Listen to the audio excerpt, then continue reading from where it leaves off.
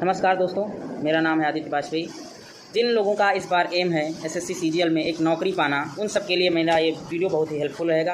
तो जैसे SSC CGL की नोटिफिकेशन आउट हो गई, उसमें एसएससी की तरफ से 17,727 पोस्टें जारी की गई हैं। ये पोस्टें आगे चलकर बढ़ेंगी, ठीक है। तो उस पर फोकस ना करके अभी मैं आपको बताना चाहता हूँ कि आपके पास समय कितना है। समय है आपके पास 60 से 70 दिनों का। मैं ये क्यों कह रहा हूँ, क्योंकि आपका जुलाई से अगर आप काउंट करिए, क्योंकि सितंबर और नवंबर के बीच में आपका पेपर है, तो मैं इतना मान के चला हूँ कि 60 से 70 दिनों तक के बीच का आपका समय है, ठीक है। तो अब 60 से 70 दिनों के लिए आपकी स्ट्रेटजी क्या होनी चाहिए। किन लोगों का इस बार का एसएससी सीजीएल प्रीलिम्स है, वीडियो की शुरुआत नहीं बता देना चाहता हूँ कि जिन भाई लोगों का एसएससी सीजीएल के किसी भी पेपर में मॉक पेपर यानी एसटी में आपके नंबर 80+ आ रहे हैं, तो हाँ, आप इस बार के एसएससी सीजीएल में बैठने लायक हैं। यानी बैठने लायक का मतलब आप एसएससी सीजीएल प्रीलिम्स क्वालिफाई करने लायक हैं, ये मैं आपको गारंटी दे रहा हूँ। लेकिन हाँ, जिन भाइयों का 80 से नीचे यानी 15 नंबर 20 नंबर आ रहा है, मैं एसएससी सीजीएल क्रैक करना चाहता हूँ, तो भाई इस साल आपके लिए एसएससी सीजीएल का पेपर नहीं, आप अगले साल ट्राई कीजिएगा, ठीक है। इस पर कौन सी पोस्टें हैं, किस पर कितनी पोस्टें हैं, मैं थोड़ा सा डिटेल में नहीं जाऊंगा, थोड़ा सा बता देता हूं कि इनकम टैक्स की 411 पोस्टें हैं, ठीक है। एक्साइज की 2664 पोस्टें हैं। पर्सनल असिस्टेंट का, ठीक है, पीए का हर साल या हर बार एसएससी के जितने भी नोटिफिकेशन में आता है, तो हर बार उसकी नो डाउट ज़्यादा ही पोस्टें होती हैं। तो इस बार 4093 पोस्टें हैं, ये बढ़ेंगी आगे चल के, ठीक है ना। तो अब एमईए में आपको 120 पोस्टें मिलेंगी और एएसओ में आपको 930 पोस्टें मिलेंगी, ठीक है। अब कुछ बेसिक्स बात कर लेते हैं एसएससी सीजीएल के बेसिक्स के बारे में। क्या है बेसिक्स, क्या है। एसएससी सीजीएल में 2 परीक्षा होती हैं, प्रीलिम्स होता है, मेंस होता है, ठीक है।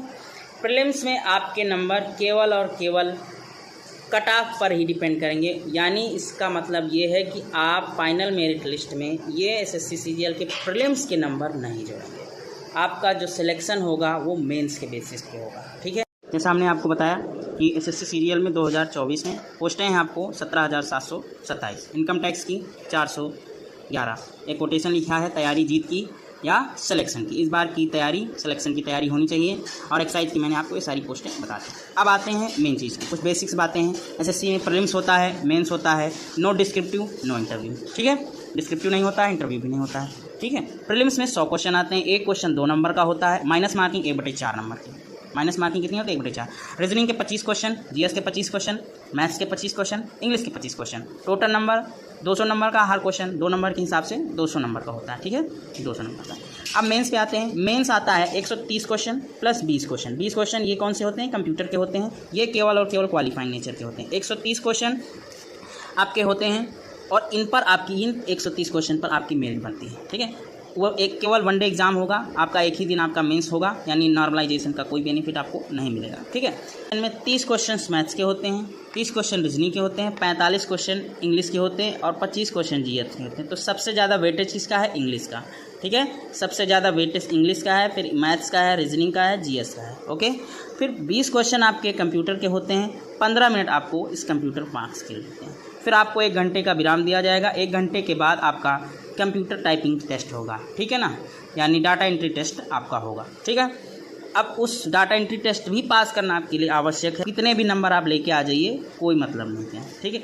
अब कुछ टॉप पोस्ट के बारे में बात कर लेते हैं। एसएससी की कुछ टॉप पोस्टें होती हैं। एएसओ में आपकी MEA minister of external affairs, ठीक है। सीएसएस होता है, रेलवेज होता है, AFHQ होता है, यही सारी पोस्टें होती हैं। इंस्पेक्टर में जीएसटी इंस्पेक्टर होता है, एक्साइज इंस्पेक्टर होता है, इनकम टैक्स इंस्पेक्टर होता है। फिर उसके बाद ऑडिटर्स आते हैं, अकाउंटेंट्स आते हैं, ठीक। अब दिन पर आप देखते होंगे, आज रील्स का ज़माना है, तो आप रील्स की कुछ पोस्टें देखते होंगे कि वर्दी पहन के, सितारे लगा के, टोपी लगा के लोग अपना वीडियो बनाते हैं। 2 पोस्टें होती हैं, एक प्रिवेंटिव ऑफिसर की होती है और एक जीएसटी ऑफिसर की होती है।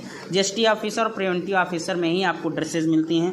प्रिवेंटिव ऑफिसर में आपको वाइट कलर की ड्रेस मिलती है, जीएसटी में आपको पुलिस वाली, यानी उनको जीएसटी ऑफिसर को डुप्लीकेट पुलिस भी कह दीजिए, कोई दिक्कत नहीं। अब जीएसटी ऑफिसर को डेली तो ड्रेस पहनना आवश्यक नहीं होता है, तो उनके लिए कुछ डे होते हैं, जैसे 26 जनवरी को पहन सकते हैं, 15 अगस्त को पहन सकते हैं, ठीक है। अब मेन चीज़ आपकी मेन बात पे आते हैं, स्ट्रेटजी क्या होनी चाहिए। 70 दिनों की हार्ड चैलेंज है आपके, 70 दिनों की। तो मैंने आपको बता ही दिया कि 80+ नंबर जिन छात्रों के हैं या जिन भाई लोगों के हैं, 200 में से 80 नंबर, तो हाँ इस बार के आप एसएससी प्रीलिम्स की क्वालिफाई कर सकते हैं। अब 80 नंबर से, अब आपने कहा कि 80 नंबर से कैसे क्वालिफाई की, तो 80 से अब आपको 150 प्लस नंबर लाने की कुछ स्ट्रेटजी है, वो आपको 70 दिन में कवर अप करनी है। सारे चैप्टर कंप्लीट नहीं है तो कम से कम एक इंपॉर्टेंट चैप्टर जरूर कर लें, हर सब्जेक्ट का इंपॉर्टेंट चैप्टर जरूर कर लें, ठीक है। फिर मॉक देते रहिए, मॉक देने से आपका क्या होगा कि आपको पता चलता रहेगा कि आपकी वीकनेस कहाँ। फिर उसके बाद सेक्शनल टेस्ट जरूर देना आवश्यक है। डेली आप सेक्शनल टेस्ट हर सब्जेक्ट का, हर पर्टिकुलर चैप्टर का जरूर दें, इससे आपके स्कोर में इंप्रूवमेंट होगा, ठीक है। नेक्स्ट वीकली टेस्ट हर प्लेटफॉर्म, टेस्ट ओली बोर्ड, ऐसे कुछ प्लेटफॉर्म हैं जिस पे आपको हर संडे को वीकली टेस्ट होगा और उस पर आप रैंक चेक कर लीजिए। रैंक किस हिसाब से चला के 500 रैंक जो होती है वो फेक होता है, ठीक है ना, उन पर आपको ध्यान नहीं देना। उसके बाद आप काउंट करिए कि आपकी क्या स्कोर है, क्या आपकी रैंकिंग है, ठीक है। उसके बाद आपका वीकली टेस्ट हो गया। अब प्रैक्टिस क्वेश्चन क्या करना है, प्रैक्टिस क्या करना है भाई। अब 70 दिनों में इतना तो समय है नहीं कि आप 1998 के क्वेश्चन प्रैक्टिस कीजिए, नहीं, आप लास्ट 3 ईयर्स के प्रीलिम्स और मेंस के क्वेश्चन ही प्रैक्टिस करना है, ये आपके लिए एनएफ है, ठीक है। क्योंकि 1998 का ट्रेंड अलग था, 2024 का ट्रेंड अलग है, ठीक है। फिर उसके बाद आपका अब मेन चीज़ आती है कि आपको पढ़ना कैसे है। आपको बताना है कि आप पढ़ना कैसे है। 24 घंटे को आप डिवाइड कैसे कर सकते हैं, 8 और 8 और 8 यानी 888। क्या है 888, क्या है इसकी मिस्ट्री समझते हैं। दिन के 8 घंटे आप नई चीज़ें सीखने में दीजिए, ठीक है, यानी आप न्यू थिंग्स लर्न कीजिए, जो भी सब्जेक्ट का नई चीज़ें हैं वो सारी चीज़ें आप लर्न कीजिए। फिर 8 घंटे आपका, नेक्स्ट 8 घंटे में आप एक्स्ट्रा वर्क, जैसे आप कहीं बाहर रहते हैं, खाना बनाते हैं बाहर रहकर, तो नहाना, खाना बनाना, कपड़े धोना, ये सारी चीज़ें होती हैं। अब उसके बाद जो एक्स्ट्रा टाइम आपको मिलता है, उस 8 घंटे में आपको जो एक्स्ट्रा टाइम मिलता है उसमें आप सेक्शनल टेस्ट हर सब्जेक्ट का, हर पर्टिकुलर चैप्टर का आप दीजिए, उससे आपको क्या होगा, स्कोर इंप्रूव होगा। अब लास्ट के 8 डेज में क्या, 8 घंटे में क्या करना है, इस 8 घंटे में आप 6 से 7 घंटे की आप नींद लीजिए, इनफ। 6 से 7 घंटे या 5 से 6 घंटे भी आप सोते हैं, आपके लिए इनफ। अभी आप यंग हैं तो आपके लिए 6 घंटा अधिक है, 6 घंटे आप सो लीजिए, बहुत है, ठीक है। उसके बाद आप एक्स्ट्रा जो भी आपका टाइम बचता है वो आप अपनी स्टडी में दीजिए। अब सारा दिन स्टडी में भी घुसे रहना भी खतरनाक है, तो कुछ समय जो मैं आपको अब नई कुछ चीज़ें बताऊंगा कि डेली, जिससे आपका माइंड रिफ्रेश रहेगा, आपका दिमाग स्थिर रहेगा, आपको बोरियत फील नहीं होगी। तो आप डेली सबसे बात कीजिए, घर से बात कीजिए, मम्मी अगर बाहर रहते हैं तो मम्मी पापा से, परिवार से। हाँ, अब इसमें एक चीज़ मैं आपको ज़रूर बताऊंगा कि हाँ, अगर दोस्त साथ रहते हैं तो उनके साथ गपशप भी कीजिए। अगर आप दोस्तों से दूर हैं तो 1 घंटे या 15-20 मिनट, जितना भी टाइम आप स्पेंड करना चाहते हैं, दोस्तों से ज़रूर बात कीजिए।